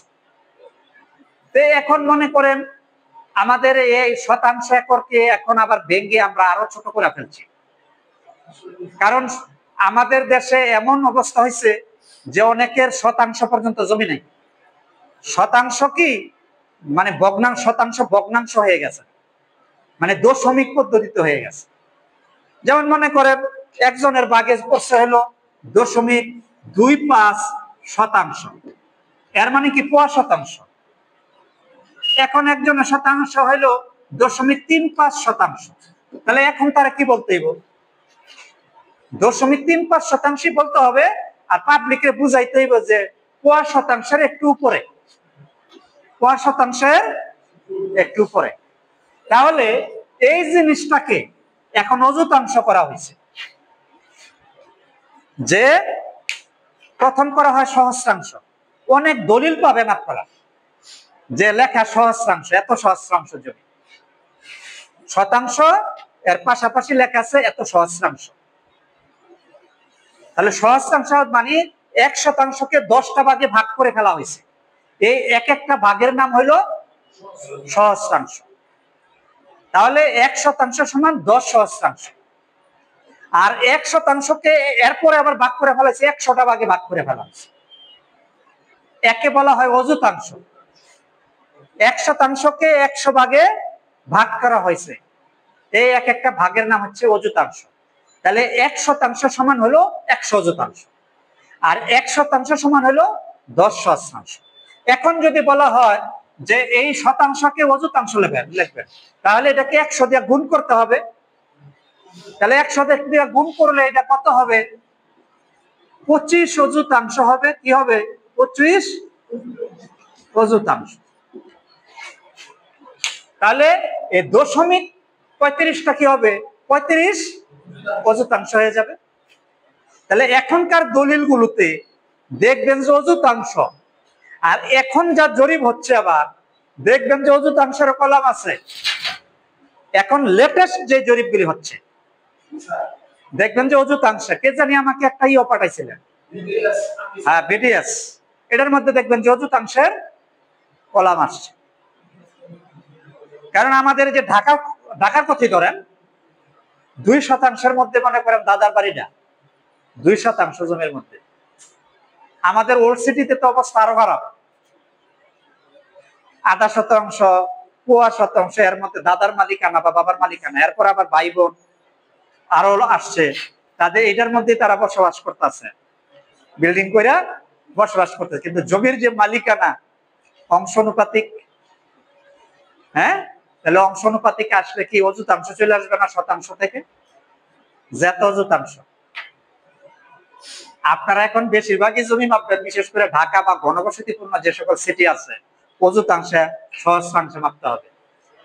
হ্যাঁ, আগে তো কাঠা কাঠা বেশি মাপছেন, এর আগে বেশি মাপছেন হলো কানি পাখি, বিঘায় বেশি মাপছেন, একরে মাপছেন।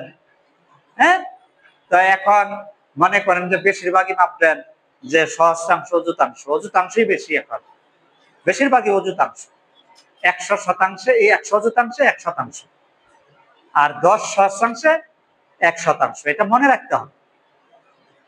তাহলে আপনার যে এই যে ভারতবর্ষের যে জরিপ হইল, ব্রিটিশরা নিয়ে আসলো শতাংশ আর একর। তাহলে আমরা যে রাষ্ট্রীয়ভাবে অনেক সংবাদ পরিবেশন শুনি যে এই বছর এত হেক্টর গমের চাষ হয়েছে, এত হেক্টর আলুর চাষ হয়েছে, এত হেক্টর ধানের চাষ হয়েছে, সব হেক্টর। তাহলে একরের কথা নাই কেন? প্রশ্ন আসতে পারে না? তাহলে হেক্টরটা কি জমির পরিমাপ এটা? তাহলে এটা আবার আন্তর্জাতিক পরিমাপ পদ্ধতি।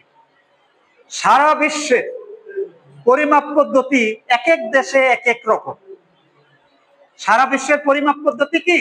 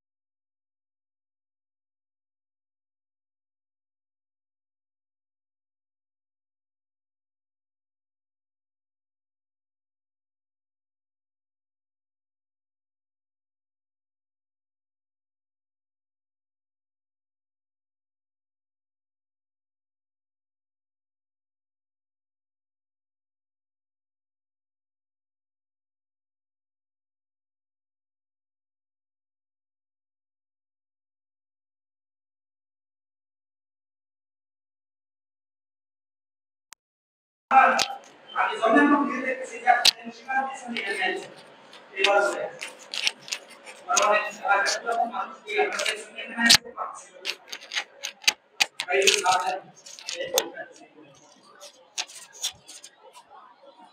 ওরা দেখেন এই অবস্থাটা এখন কি পরিস্থিতি। এখন হাজী সাহেব তো আমার 10,000 টাকা ফি দিয়ে নিছে, এর মধ্যে প্রায় 40-50 জন সার্ভেয়ার আছে আমাদের ওই বেচের ওই যে ফিল্ড ওয়ার্ক করার জন্য, তাদেরকে হায়ার করে নিয়ে গেছি যে চলেন ফিল্ড ওয়ার্ক ওইখানে হবে, মানে জমিও মাপলাম আর ফিল্ড ওয়ার্কটা হইল। এখন তো হাজী সাহেবের মানে নাকানি কান্দানি শুরু হয়ে গেছে, আর ছেলেরা খালি হাজী সাহেবের ক্ষেত্রে কি আমি নামছো বাবা, চতুর্দিক দিয়ে খালি ছুটে যাইতেছে।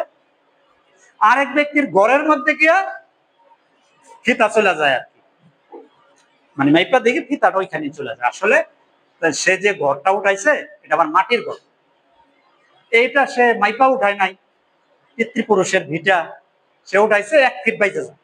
তো 1 ফিট বাইজা গেলে তো মানে বাড়ির মানে যে ঘর যে মাটির ঘর হয় মানে ওটা কেটে লেগে কোদাল দিয়া জিদ দে তার ছেলেরা।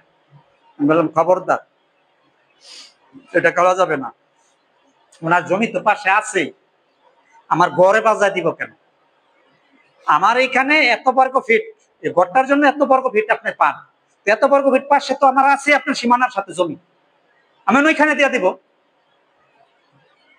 না না না, আমার সীমানা যেখানে যায় সেখানে 1 ইঞ্চিও ছাড়বো না। পরে আমি বললাম একেবারে নগদের উপর মামলা হবে, আমি নিজে সাক্ষী দিব যে আপনি ঘর ভাঙছেন। মিয়া ফাইজ দামের জায়গা পান না, একটা ঘর কনস্ট্রাকশন মানুষ বসবাস করে, আপনি যতটুকু পান ততটুকু তো আমি পাশে দিয়ে দিচ্ছি, একই প্লট আপনার সীমানার সাথে এদিক দিয়ে দিচ্ছি, আপনার ঘরের মধ্যে গিয়ে করতে হবে। ঘরটা যেভাবে করছে উনি যদি 1 ফিট দূরে গিয়ে করতে করতেন। এটা অনেক আগে থেকে ঘরের পিছনে আর উনি 3-4 ফিট রাইখে ওইখানে কাঁঠাল গাছও আছে, আম গাছও আছে, ওইটা নেই আপনি লয়ে যায় আম গাছ কাঁঠাল গাছ লয়ে যান, কিন্তু ঘরের মধ্যে সঞ্জয় পরে যাই হোক এটা উপস্থিত আপনাদের করতে হবে, কিন্তু অনেক জায়গায় এরকম হবে, মানুষ অনেক দুষ্ট আছে, কিন্তু 1 ইঞ্চি বাচ্চা ওয়ালের মধ্যে কয় 1 ইঞ্চি আমি কেটে নিব, মানে এত দুষ্ট মানুষ, মানে হিংসা, মানে আমাদের মধ্যে একটা হিংসা, মানে ঝগড়াঝাটি যে হয় তো হিংসা থেকে। পরে যাই হোক ওই হাজী সাহেবের চতুর্দিক দিয়ে ছুটে গেছে, হাজী সাহেবরে বললাম যে ভাগ্য ভালো, মানে এক সার্ভেয়ারে কইতাছে আমার ছাত্র স্যার আপনি তো আবার অ্যাডভান্স টাকা নেন, না হলে 1 টাকাও নিতে আল্লাহ মিলে স্যার।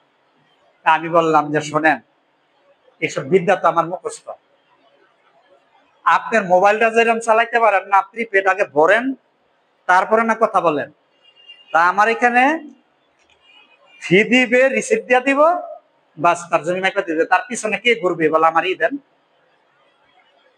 মাপ যদি মন মতো হয় তখন খুশির চোটেই দেয়, আর তার মন মতো যদি না হয়, আপনি সঠিক মাপ মাইপা দিয়েছেন, সে আমার ক্ষতি করে দিয়ে টাকাই দিন, তখন কইব কি নানান ধরনের ইস্যু হয়। এই 1-1.5 ঘন্টা 2 ঘন্টা মাপছেন, আপনার 20,000 টাকা বা 10,000 টাকা ফি কেমন হয়? অনেক ইয়ার আইনজীবীরে কয় না, খালি একটু দাঁড়ায় কথা কইছে 50,000 টাকা। মানে ব্যারিস্টার মইনুল হোসাইন উনি তো মারা গেছে, ওনার চেম্বারে একটা মামলা আমি করছিলাম আর কি, মানে ভদ্রলোকের মানে বম্বিং এর মামলা পেয়ে গেছিল, বিস্ফোরক মামলা। মইনুল হোসেন সাহেবের সাথে আমার একটা ভালো সম্পর্ক আছে, ইত্তেফাকের সম্পাদক ছিলেন উনি, উনি কিন্তু আসলে ভালো মাপছে, এই ভালো মানুষ ছিলেন। আওয়ামী লীগ আমলে তো উনি মনে করেন যে বেহুদা ওনারাই করছে, যিনি নাকি শেখ মুজিবুরের পার্লামেন্টে মানে তরুণ বয়সে নিয়ে এমপি ছিল, এবং বাকশাল করার কারণে উনি প্রতিবাদ কইরা এমপিগিরি বাদ দিচ্ছেন, মানে ওইখানে বুঝেন সেই প্রতিবাদী লোকটা কত ভালো লোক। তারপরে ব্যারিস্টার জয়নাল হোসাইন যিনি নাকি পরবর্তীতে যে জাস্টিস হয়েছিলেন, ওই যে আওয়ামী লীগের এইখানে যখন যে ই হইলো, ওই যে 15ই আগস্টে যে ই হইলো, ওই যে হাসিনার উপর যে আক্রমণ হইলো, সেটার যিনি করছিলেন জয়নাল আবেদিন, জাস্টিস জয়নাল আবেদিন, ওনার সাথে কিন্তু আমার খুব ভালো সম্পর্ক ছিল। উনি তখন ব্যারিস্টার মইনুল হোসেনের জুনিয়র ছিলেন। তা যাই হোক, তা আমি মামলাটা নিয়ে গেলাম। মামলা নিয়ে জয়নুল হোসেন সাহেবের সাথে কথা বললাম, পরে যান আপনার সাথে তো স্যারের সাথেই আছে, আপনি যান কথা বলুন। যাই হোক, কথাটা বললে 50,000 টাকা কন্ট্রাক্ট দিয়ে দিলাম, কন্ট্রাক্ট যেটার জামিনের জন্য। মানে ওই ডেমরা থানা, যেটা আগে যাত্রাবাড়ি ছিল, ওসি সাহেবের সাথে তার দ্বন্দ্ব ছিল। ওসি সাহেব কি করছে, সে ট্রান্সফার হয়ে গেছে লালবাগ। লালবাগ থানা একটা হোটেলের মধ্যে বম ভেঙেছে, ওই যে আপনারই হয়েছে আর কি, যে সন্ত্রাসীরা মনে করেন আপনার ওইখানে বম ভেঙে করছে, ওই আপনার লুটতরাজ করছে টাকা পয়সা ক্যাশ থেকে। ওই যে ককটেল মারছে, বম ভেঙে হয়েছে, ওই মামলার মধ্যে নিয়ে ভদ্রলোকের ঢুকাইছে। উনি একটা ন্যায় ভদ্রলোক, টিচার মানুষ, একটা প্রফেসর মানুষ, ওনারে বম ভেঙের মামলা ঢুকাই দিচ্ছে ওসি সাহেব। কত মানুষ হলে হয় এই দেশে। পরে যাই হোক, উনি জামিনের দিন ভিতরেই তো ওনার ওয়াইফে নিয়ে গেছি, ওনার শালারা নিয়ে গেছি। 50,000 টাকা কন্ট্রাক্ট, আগে দিছি হইলো 10,000 টাকা। তো নিয়ম অনুযায়ী ওনার এখানে টাকা পয়সা আগে সব দিয়ে দেওয়া লাগে। তো বললাম যে ঠিক আছে প্রফেসর সাহেবের টাকা, এটা জিম্মাদার আমি, যেদিনকার আপনি করবেন এই টাকা সব বুঝা হয়ে যাবে। তা আমি আবার ওই দিনকার আসি না। প্রফেসর সাহেবের ওয়াইফ বললো যে ভাই আপনার থাকতে হবে, আপনার না থাকলে হবে না। মনিরুল হোসেন সাহেবের সাথে আপনার সম্পর্ক, জয়নুল আবেদিন ওনার সাথে সম্পর্ক। পরে যাই হোক ছিলাম, উনি খালি কয়েকটা কথা বললেন, বাস জামিন হয়ে গেল হাইকোর্টে। এখন ওনার ওয়াইফ বসা ছিল, ওনার যে শ্যালক বসা ছিল কোর্টে, তো ওই টাকা তাও কাছে আছে 40,000 টাকা। তো যখন জামিন হয়ে গেল গা, মনিরুল হোসেন সাহেব হাতে ইশারা পিছনে ফিরে একটা হাসি দিলেন, আমিও হাত দিলাম, আলহামদুলিল্লাহ বললেন। এখন এরা দুইজন হাসতে হাসতে বাইরেছে। বাইরে আসার পর আমি কই আর ইতাম পাঁচশো টাকাটা বাইর করে কিছু কম না। আমি কই বন্ধু রাইট তো তুমি তুমি কইর, কথার একটা ই আছে, মানে কারণ হইলো মানে ওই লেখাপড়া যখন করতো ওই আমার ক্লাসমেটই ছিল। এখন লাস্ট পর্যায়ে মানে কিছু কম দাম, খালি দাঁড়ায় একটু কথা বলছে 50,000 টাকা। আমি বললাম আরে আবুলের বাচ্চা আবুল, এতদিন ধরে জেল কাটছে, কত জজ কোর্টে কত উকিল রাখছি, কাজ হয় নাই, বুঝতেছো না? মানে সময়ের এক পর সময়ের 10 পর জায়গা মতো ফোটটা পড়ছে। হ্যাঁ, এইখানে এত বড় উনি ব্যারিস্টার, ওনার কথা কোর্ট এটা আমলে নিচ্ছে বিষয়টা। হ্যাঁ, উনি যেভাবে বিষয়টা উত্থাপন করছে, এটা অন্য কোন অ্যাডভোকেট এইভাবে ফাইন্ড আউট করতে পারে। তো যাই হোক, টাকা দিতে গরিমসি আর মেজাজ খারাপ হয়ে গেছে। পরে দিছি ধমক, ধমক দেওয়ার পরে টাকা মন কালা করিয়া টাকাটা দিছে। আর মানে আমার আবার বলছে কোর্টে কি যদি জামিন হয় আজকে, তাহলে খাসি জবাই কইরা কাচ্চি বিরিয়ানি খাও। মানে জানে আমি কাচ্চি বিরিয়ানি খুব পছন্দ করতাম, খাসি জবাই কইরা কাচ্চি বিরিয়ানি খাও, উকিল সহকার। আমি আচ্ছা ঠিক আছে আলহামদুলিল্লাহ, রেজেকে থাকি। পরে দেখেন এই যে অবস্থা, মানে টাকাটা মইনুল হাসান সাহেব কিন্তু আগেই নেয়, মুখ করার আগেই। অ্যাডভোকেট সাহেবরা কি চেম্বারে আগে নিয়ে নেন না টাকাটা? যার সাথে হয়তো বেশি ভালো সম্পর্ক তখন তার কাছে হয়তো পরে নেই, মানে আগে না নিলে যে অবস্থা, হুরুত করে দেখবেন কোর্টের থেকে নাই গেছে। কল দিলে কি ব্যাপার আইলা না, তোমার দেখলাম নাই, স্যার একটু ঝামেলা ছিলাম এসে গেছি। আচ্ছা আগামী তারিখে আসতে আছে কি মনে টাকা, তো টাকাটা দিয়ে গেলাম না, স্যার একটু ঝামেলা ছিলাম আগামী সপ্তাহে দিব। এই হলো আমাদের মন মানসিকতা। এই জন্য মনে করেন যে অ্যাডভোকেট সাহেবরা চেম্বারে গেলে আগে ফিটা নিয়ে নেন, পারিশ্রমিকটা নিয়ে নেন। ঠিক তেমনি আমিনদেরও কাজের আগেই টাকা নিয়ে রিসিপ্ট ধরাই দিই, বাস এইভাবে আগে। তো যাই হোক, তা আমি যেটা বলতে চাচ্ছিলাম যে আমাদের দেশের যে সার্ভেয়ার অনেক চৌকুশ হতে হবে। অনেক চৌকুশ না হলে আপনি কিন্তু মানুষের সেবা দিতে পারবেন না। আপনার যেখানে যেভাবে ওভারকাম করা দরকার ওখানে ওইভাবেই আপনার ভূমিকা রাখতে হবে। আপনার বহুবিধ প্রতিভা থাকতে হবে। আমাদের দেশে যেহেতু আমরা একটা নষ্ট সমাজের মধ্যে বসবাস করি, তো নষ্ট সমাজের মধ্যে বসবাস করলে ওভারকাম করতে হলে টেকনিকে কাজ করতেই। রান্নার ডক্টর ইউনূসে ঠান্ডা মানুষ, তার কাম কিন্তু কত কথা কত দিক দায়িত্ব শুনতে আছে, তার কাম ঠিকই করতেছে। তো ওই রকমই আপনি ঠান্ডা মানুষ, উত্তেজিত হইলে চলবে না, সবার সাথে হাসি মুখে কথা বলবেন, হেসে হেসে কথা বলবেন, হেসে হেসে সবার সাথে কথা বলবেন।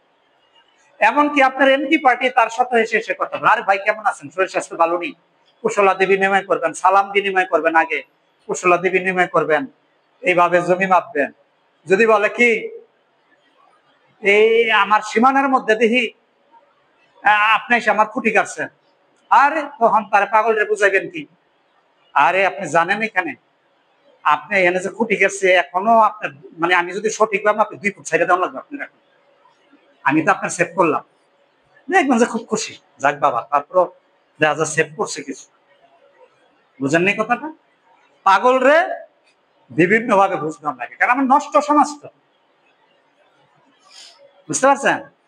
আর বয়ান দিবেন কাজ শেষে, কঠিন বয়ান, যে দুনিয়া থেকে বেঁচে থাকবেন, এই জমির মালিক এর আগে কে ছিল, এর আগে কে ছিল, এর আগে কে ছিল, তাহলে কে হয়তো থাকতে পারেন এই দুনিয়াতে, তো আপনিও তো থাকতে পারবেন না, কি জন্য গুনাহ কইরা পাপের ভাগিয়ে দুনিয়া থেকে যান?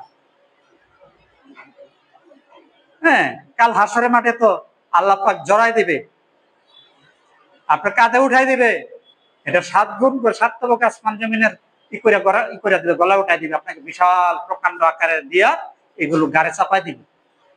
কঠিন কঠিন হাদিস আছে, কিছু হাদিস শোনাইবেন, তারপর বাংলাদেশের আইনের কিছু কথা শোনাইবেন, তাহলে দেখবেন পরিবেশটা নিয়ন্ত্রণে চলে আসবে, যে না লোকটা ভালো কথাই বলছে। কিছু লোক তো বলবে যে ভালো লোক বলছে, যে আমিনটা ভালো বা অ্যাডভোকেট সাহেব ভালো, এখানে সবাইকে বুঝাই দিতে সক্ষম হয়েছে। হ্যাঁ, তো কাজেই মনে করেন যে আমরা যেই পেশায় আছি, মনে করেন যে এই নষ্ট সমাজের সাথে আমাদের চলতে হবে, এইখানে মনে করেন আমাদের সমাধান দিতে হবে। আমরা যে পরিবেশে যাই সেই পরিবেশের জাজ, সেইখানে আমরা যে জাজমেন্ট দিব, সেই জাজমেন্টের উপরে সকল কাজ সমাধান দিতে হবে। বুঝতে পারছেন? একজন আমিনের ধারবার থাকতে হবে, একজন অ্যাডভোকেটের কি ধারবার থাকতে হবে, কথাই বলতে পারেন না, মুখটা কথাই আসে না, কি যে বলেন শোনাই যায় না। তাহলে আপনাকে কেউ হায়ার করে নিবে? আপনি কথা বলতে শিখেন নাই, যেখানে যেভাবে কথা বলা দরকার ওইভাবেই কথা বলতে হবে, ধার বার উভয়টাই থাকতে হবে, যৌক্তিকতার সহিতই কথা বলবেন। এখন থেকে যারা এখানে আছেন, মুখটারে চালু করেন, আগে সবার আগে মুখ দিয়ে চালু, যে কথা বলতে পারেন। অনেক মানুষ আছেন না, জিমজাম থাকতে থাকতে মুখটা বেশি কথা বলতে পারেন না, বক্তব্য রাখতে পারেন না, বক্তৃতা দিতে পারেন না। আমিনদের অ্যাডভোকেটদের কি বক্তব্য রাখার লাগে? হ্যাঁ, এতগুলো মানুষ দেখবেন যে জমি মাপের মতো শয়ের সমান, যেখানে ঝামেলা থাকে হাজার হাজার মানুষ থাকে, এই হাজার হাজার মানুষের সামনে কথা বলুন না। তাহলে আপনার যদি টুকুর বক্তা হন, হ্যাঁ, মুখ যদি স্পেশাল হয়, ধারবার উভয়টা আছে, বলবেন না সাংঘাতিক লোক সে, এইখানে ওই অমুক সাহেব পার পাইতো না, না না একটা ভালো লোক পাইছি আমরা এতদিন। তাহলে সুনাম হবে না? হবে না? হবে। আপনারা পরস্পরে কাউন্সিলিং করবেন, বন্ধু বান্ধব না থাকলে এখানে যারা আছেন গ্রুপ আছে, গ্রুপে চ্যাটিং করেন, কথা বলেন, ই করেন, হ্যাঁ, বা নিজেরা কাউন্সিলিং করেন। বুঝতে পারছেন? হ্যাঁ, একটা ফারাইজ করেন। সময় কত? আজকে একটু দেরি করে ছাড়বো।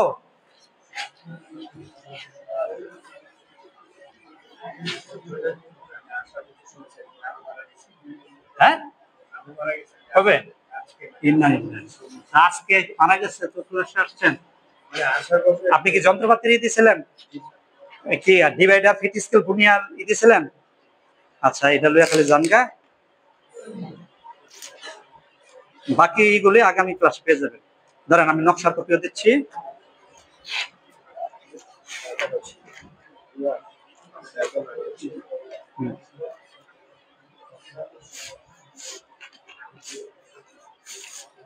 এই যেটা এই প্লটের মাপ উঠাইবেন।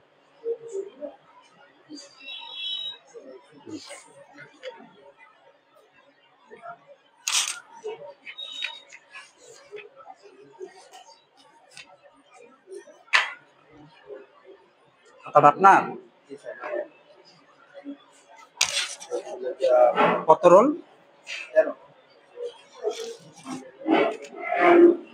সাজেদুল ইসলাম।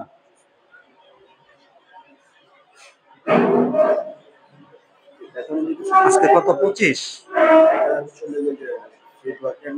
আচ্ছা ঠিক আছে, ওটা হিসাব করে বলে দিস। মানে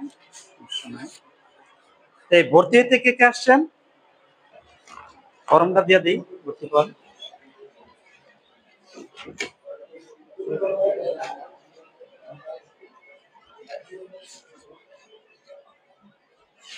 কে ভর্তি হবে? নেন ফর্ম নেন।